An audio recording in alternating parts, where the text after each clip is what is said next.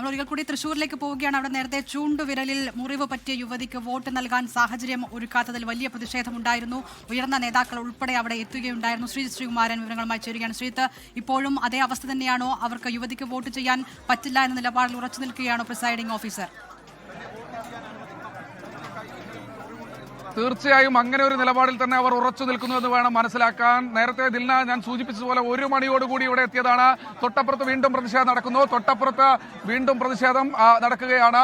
LDF പ്രവർത്തകർ കൃത്യമായ രീതിയിൽ ജില്ലാ കളക്ടർ അയച്ച മെഡിക്കൽ സംഘത്തെ പോലും അകത്തേക്ക് കടത്തിവിടുന്നില്ല പ്രിസൈഡിംഗ് ഓഫീസർ എന്നാണ് പറയുന്നത്. അവർ പരിശോധന നടത്താൻ ഈ പരിശോധന പോരാ, മറ്റ് തുടർ പരിശോധനകൾ ആവശ്യമാണ്. അല്ലാതെ താൻ വോട്ട് ചെയ്യാൻ അനുവദിക്കില്ല. ഈ സ്റ്റിച്ചിട്ട ഈ കൈ അഴിച്ചു കാണിക്കണമെന്നാണ് അവർ പറഞ്ഞുകൊണ്ടിരിക്കുന്നത്. എന്തായാലും വലിയ പ്രതിഷേധം ഈ മേഖലയിൽ ഇപ്പോഴും തുടർന്നുകൊണ്ടേയിരിക്കുകയാണ്.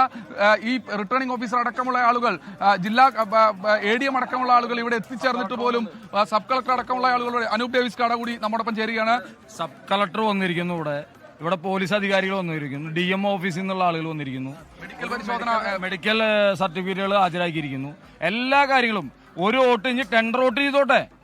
പക്ഷേ ഇത് ചെയ്യുന്നത് വളരെ ജനാധിപത്യ വിരുദ്ധമാണ്. ഇവരെ സസ്പെൻഡ് ചെയ്യാതെ ഇനി ഒരു അടി പുറകോട്ട് പോകുന്നത് പ്രശ്നിക്കുന്നില്ല.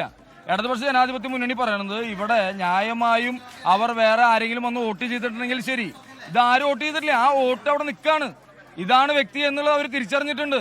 പിന്നെ എന്തിനാണ് ഇവർ ഇത്രയധികം 1:30 മണി മുതൽ 6 മണി വരെ എത്തിയ വോട്ടർ കയ്യിൽ മുറിവേറ്റ് 1 മണി മുതൽ കാത്തിരിക്കണം? ആ വോട്ടർക്കുള്ളൊരു താല്പര്യം പോലും അവരെ വോട്ട് ചെയ്യാൻ പോളിംഗ് ഉദ്യോഗസ്ഥനില്ല, പ്രിസൈഡിംഗ് ഓഫീസർക്ക് ഇല്ല എന്നുള്ളതാണ് ഏറെ കൗതുകരവും സങ്കടകരവുമായ കാര്യം. എന്തായാലും അവിടെ ഈ പറഞ്ഞ വ്യക്തിയുടെ ഐഡന്റിറ്റി ചലഞ്ച് ചെയ്യപ്പെട്ടിട്ട് ആർക്കും ആ കാര്യം സംശയമില്ല. എന്തിനിത്ര പിടിവാശി എന്ന് തോന്നിക്കും വിധമാണ് അവിടുത്തെ കാര്യങ്ങൾ നടന്നു പോകുന്നില്ല. അതെന്തായാലും വോട്ടെടുപ്പിന്റെ സമയം ഔദ്യോഗികമായി പൂർത്തിയായിരിക്കുകയാണ്. 6 മണിയായിരിക്കുന്നു. ഇനിയും എത്ര സ്ഥലങ്ങളിൽ ആളുകൾ ക്യൂ നിൽക്കുന്നുണ്ട്, അവർക്കെല്ലാം വോട്ട് ചെയ്യാനുള്ള സാഹചര്യം തെരഞ്ഞെടുപ്പ് കമ്മീഷൻ ഒരുക്കുകയും ചെയ്യും.